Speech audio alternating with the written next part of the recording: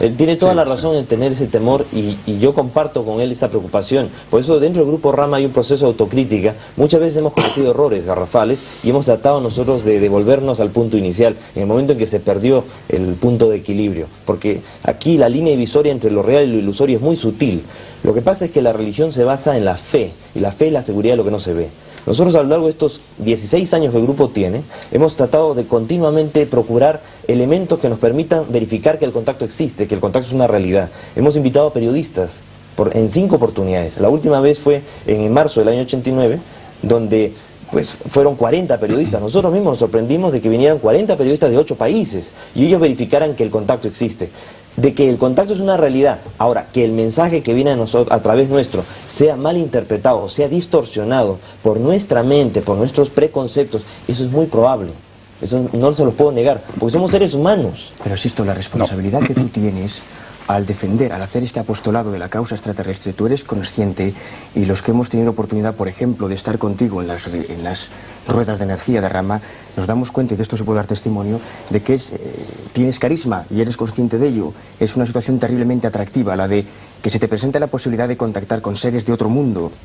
Esto es terriblemente atractivo. Y el problema es cuando esto, a través de los medios de comunicación, se vende esta imagen del hermano del espacio todo bondad. Tú que tanto gustas de citar los evangelios sabes que el lobo se vestirá de cordero. Y a estas alturas es imposible decidir o definir cuando un contactado tiene sus experiencias con qué contacta. Los que nos hemos dedicado, hemos elegido el camino de la investigación, y Enrique asiente, en ocasiones hemos tenido oportunidad de asistir a estos avistamientos previo a cita, y es verdad que vemos cosas, incluso ejerciendo como periodistas, pero es imposible decir... Aún siendo escéptico, pero se ven cosas que no cuando uno se nunca ha habido un avistamiento tan definitivo y tan contundente, ni siquiera en Chilca, que no deje lugar a dudas. Hoy por hoy es imposible decir qué son los ovni. Lo que sí podemos saber es cómo repercute en el testigo, y de la misma forma que hay personas que han tenido un potenciamiento de sus facultades psíquicas enorme, o su nivel ético se dispara, o tiene un desarrollo de conciencia increíble, también existe la otra parte, cuando hablas con gente que ha tenido experiencias traumáticas. Y otra cosa, hablábamos de la visión arquetípica. Parece que se defiende la idea de que los altos y rubios son siempre los buenos, y los enanitos cabezones son siempre los que tienen más mala leche y nos hacen la puñeta. Y no es verdad. Hay casos como el de Próspera Muñoz, y tú puedes dar testimonio de que en ocasiones estos seres pequeños, pues al contrario, son seres de un nivel ético, supuestos seres, que habría mucho que discutir. Claro. Y hay casos, como Margarita del Vallés, por ejemplo, en que los altos y rubios tienen un comportamiento ético bastante deplorable, aparentemente arquetípico totalmente. Yo lo que quería decir, y perdón, porque bueno, yo he tenido mis experiencias, mi vida cambió, yo no pertenezco a ningún grupo, pero también conozco a gente que va por libre. Hoy viajaba con un piloto que se iba a incorporar con su tripulación en Nueva York. Este hombre tuvo 2 avistamientos, Paco, y cambió su vida. Te diré que personalmente la única ocasión en la que me he encontrado un contactado o una persona que tiene experiencias de este tipo, y no es porque estés tú delante, tú recuerdas en Santiago de Compostela aquella ocasión en el hotel cuando había salido el libro Intrusos de Buzz Hopkins, en que se hablaba de la manipulación de estos mensajeros del engaño, que diría Vale, que tú mismo, no sé si te acordarás que dijiste, claro, yo no soy consciente y si a mí me habrán utilizado también. Claro, yo siempre lo he dicho, hasta hoy voy bien, mañana o dentro de un minuto, lo mismo ahora me da por saltar aquí a hacer cualquier cosa. Pero no necesitas sacar tal extraterrestre, la gente tienes que hacerlo tú por ti mismo. No, pero, además en los textos ahora también te dice, por su fruto los conocerás. A la larga no tenemos otro elemento nosotros para poder discernir cuál es la intención que una persona tiene, o otro ser, o sea, sino simplemente su comportamiento a lo largo de todo un tiempo y su reacción. Entonces, simplemente para nosotros, a lo largo de estos 16 años, todo el comportamiento, todo lo que nosotros hemos recibido de estos seres, que no siempre han sido los seres con ojos marcadamente oblicuos, de apariencia tipo oriental o mongol, sino también ha habido seres mucho más altos que sí han provenido de otro lugar, que no era Ganímedes, sino decían de Silox, y otros de 2,5 metros que decían venir de Alfa Centauro. O sea, su comportamiento siempre ha sido bondadoso, generoso, y lo que uno siente a su alrededor es de gente con muy buenas intenciones. De ninguna manera pensamos de que sean Dios, o que sea de alguna manera dioses para nosotros. Es como que el niño que está en la escuela o el niño que está en el kinder piense que su primo, porque está en la universidad, es un dios. De ninguna manera. Nosotros tenemos un claro concepto de que estos seres no son mejores que nosotros, sino que están en un diferente momento de su evolución y que hay los otros. Ellos también hablan de esas otras personas, pero no dicen, no, cuidado con esos que son malos, nosotros somos los buenos. En ningún momento. Ellos nos hablan de que hay intenciones agresivas, negativas de parte de los otros.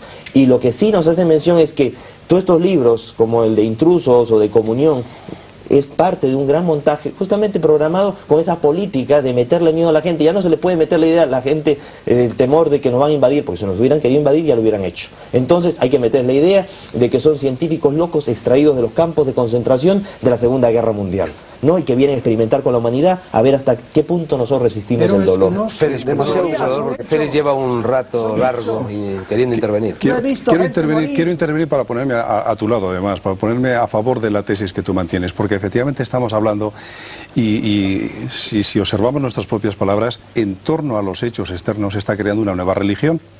Tú recuerdas, Fernando, hace unas semanas hablábamos aquí, en otra tertulia, del nuevo rostro de Dios, ¿recuerdas?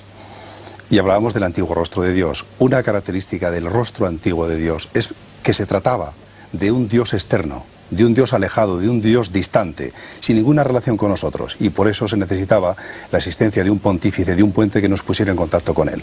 Yo creo que entiendo a lo que dice Salvador. El riesgo de todo esto es la creación de una nueva religión que sigue manteniendo la figura, la existencia del Dios externo, cuando el Dios no es una cosa externa, sino algo que está dentro de nosotros. Y a la medida que estamos creando esa religión en base a todo un conjunto de sucesos y de acontecimientos extraterrestres, intraterrestres, o como tú quieras, estamos viendo todavía la divinidad fuera. Y no ese es el camino. El camino tiene que ver con el cambio interno, con la transmutación, con un nivel de conciencia que te hace sentir tu propia divinidad, que en definitiva está dentro y no fuera. Creo que ibas por ahí, Salvador. Sí, así es. Yo creo que lo negativo de estas cosas es que primero separa a la humanidad en grupos. Por ejemplo, los que siguen hoy a Sai Baba, que para mí entre Sai Baba y un contactado de estos no hay diferencia ninguna, es el mismo fenómeno. Hay un contactado de extraterrestres y un contactado de tipo místico, pero las entidades que están arriba, yo siempre digo, riéndose de nosotros, manipulándonos, son las mismas, lo mismo da. Cualquier fundador de religión es lo mismo que alguno que se le parece a un extraterrestre. Pues bien, separa en grupos, que a la larga esos grupos se van fanatizando, acaban los que les va bien, como las plantitas, se hacen grandes religiones, ¿verdad? Hay sectas pequeñas y hay sectas grandísimas que se llaman las grandes religiones. Nacieron chiquitas. El cristianismo podía ser hoy el mitraísmo. Estuvieron los dos ahí, se hundió el mitraísmo y fue el cristianismo para arriba. Es la misma cosa. Pues bien, los separa, los pone a pelear al cabo de los siglos. Y sobre todo, al fanatizarlos les castra la mente, los atonta y ya no se evoluciona. No se evoluciona más. Pero Salvador, yo no creo que sea porque la divinidad, o Dios en este sentido, porque quiera que realmente sea de esa forma, sino precisamente porque la apreciación que tenemos cada uno de nosotros, la interpretación o la traducción que hacemos de la experiencia es algo completamente personal y subjetivo. Y de ahí surge la división y la creación de múltiples dioses, porque cada uno lo ve y lo interpreta o lo traduce desde su propia perspectiva. Eso no ocurrirá cuando la percepción de la divinidad sea algo interno, porque entonces será idéntica en todos los casos.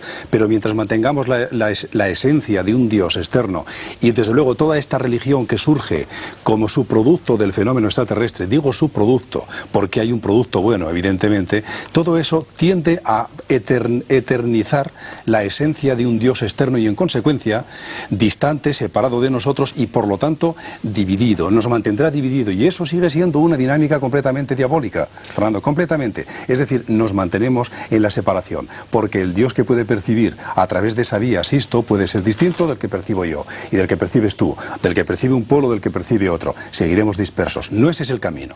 El camino está dentro, lo dijo Jesús.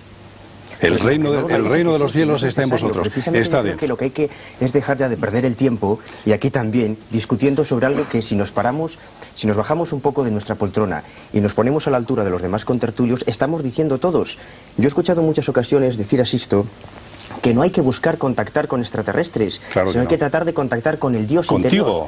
Naturalmente, con uno mismo, y no hay que marcharse a la montaña para ver si ves el platillo, sino interiorizarte y encontrarte a ti mismo, encontrar tu propia fuente. Eso es lo que he aprendido también a lo largo de los 16 años de contacto con ellos, que al final el único contacto que necesitábamos realmente era el contacto con nosotros mismos. O sea, los extraterrestres no pueden hacer nada por nosotros. A la larga, su sola presencia ahí puede ser un mensaje de esperanza, en tanto si ellos han sobrevivido, se han aprendido a soportarse y a trascender su estupidez y su necedad, nosotros también podremos. Sisto, ellos hablan de Dios, de seres superiores.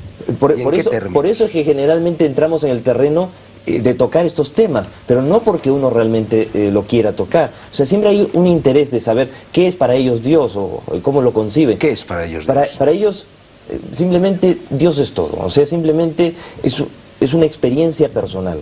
O sea, cada uno ya vive como en contacto con un templo interno que es su propia realidad interior. Solamente en un contacto personal uno puede llegar a percibir en cierta medida lo que es el principio de Esos Dios. son los que se le aparecieron a él. Pero yo una vez coleccioné la idea de Dios extraterrestres. Los que se le aparecieron a Uri Geller decían todo lo contrario. Decía Dios, dijo, no existe más Dios que lo que te estamos diciendo a ti ahora. Y acababan diciendo, curiosamente, palabra de Dios, después de hablarle a él. Estoy totalmente de acuerdo con eso. Eso es así, Sixto.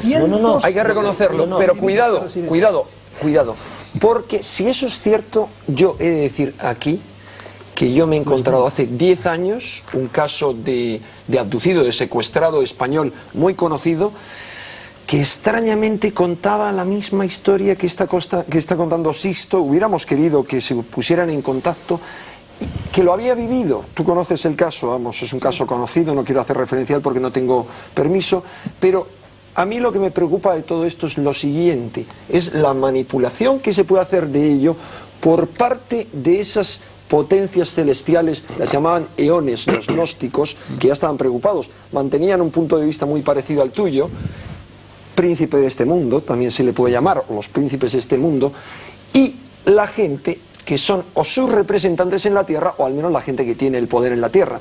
A mí lo que me preocupa es la manipulación y, en principio, que nos dediquemos a discutir tanto, no nosotros, sino que la gente le preocupe tantísimo el tema de los ovnis y le preocupe menos el fenómeno importante, los fenómenos importantes que ocurren en el mundo, sobre todo el fenómeno de la conciencia, que está emergiendo una nueva conciencia, que está emergiendo un nuevo hombre. Ahora la gente dirá, bueno, ¿y qué queda de los ovnis? Correr a una montaña. Este es el fenómeno ovni, va a la teología, va a la profundidad del ser humano. ¿Qué hacemos aquí? Y ahí, perdóneme, yo caigo, boom, de nuevo en el titulito de mi libro. Es que como somos una granja, pues han jugado con nosotros de toda la eternidad y nos ponen motivos de distracción. Jugado, nos han usado, nos han manipulado, nos han llevado por aquí y siguen haciéndolo igual. Mucha gente dirá, bueno, pero esto yo quería que me hablaran de un marcianito que vino por aquí. Eso no tiene ya importancia, eso es de hace 10 años. Ahora el fenómeno ovni está aquí, está en lo social, está en lo que están hay que haciendo tomar en cuenta una cosa, o sea, Salvador tiene 30 años que fue jesuita.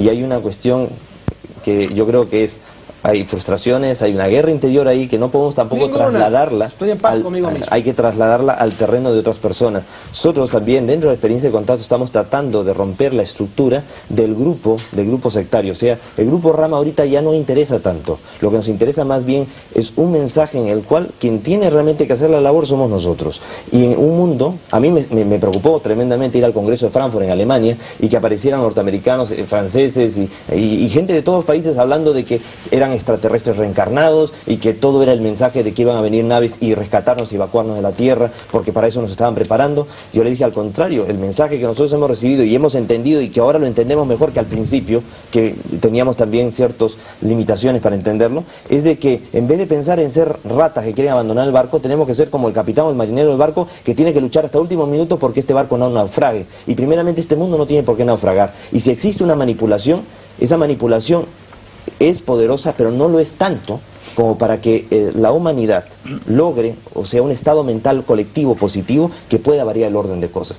El futuro puede ser revertido, el futuro puede ser alterado, y ese es el gran compromiso que tenemos que asumir los seres humanos, sean contactados o no lo sean, que nadie es mejor por tener un contacto extraterrestre, y quien esté buscando protagonismo o satisfacer egolatrías y todo detrás de un contacto, no lo va a conseguir, porque verdaderamente es muy fácil empezar intentando un contacto extraterrestre y terminar en un sanatorio para enfermos mentales.